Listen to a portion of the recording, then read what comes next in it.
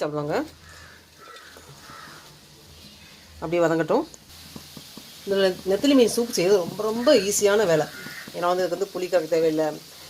அப்படியே நம்ம சாதாரண வெங்காயம் தக்காளி வதக்கி அப்படி சோம்பு மட்டும் எக்ஸ்ட்ரா சேர்க்குறோம் வாசனைக்கு.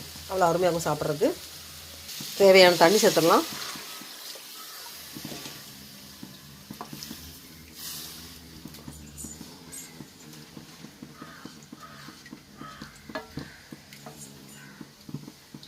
தேங்காய் அந்த 2 சில்லு அளவுக்கு போதும், இதுக்கு மேலே வேண்டாம். ரொம்ப தேங்காய் ஊற்றினா குழம்பு டேஸ்ட் இருக்காது. மசாலாலாம் கொதிச்சிட்ருக்கு. இப்போ தேங்காய் ஊற்றிடலாம்.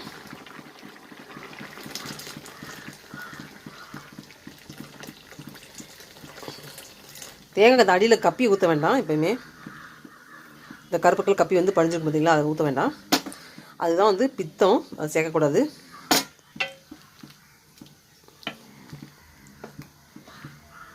இது கொதிச்சோடனே நெத்திலி மீனை ஆட் பண்ணிடலாம்.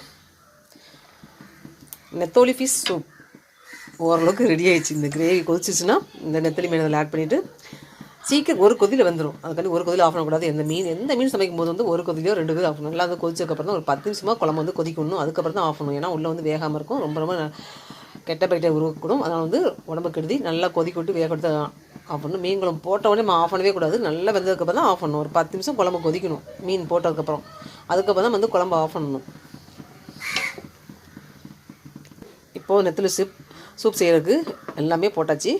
உப்பு உரப்பு எல்லாமே டேஸ்ட் கரெக்டாக பார்க்கலாம்.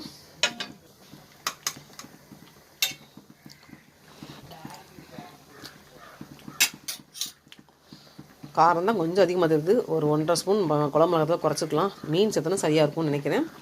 பார்க்கலாம். தண்ணி மட்டும் கொஞ்சம் சேர்த்துக்கலாம். ஏன்னா குழம்பு ரொம்ப திக்காக இருக்க வேண்டாம்.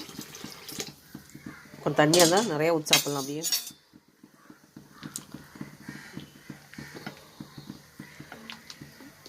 இது எங்கள் அம்மா வைக்கிற சூப்பாக்கும் எங்கள் அம்மாக்கிட்ட கற்றுக்கிட்டு தான். எங்கள் அம்மாவுக்கு எந்த குழம்பும் எதுவுமே காரமே சேர்க்க மாட்டாங்க.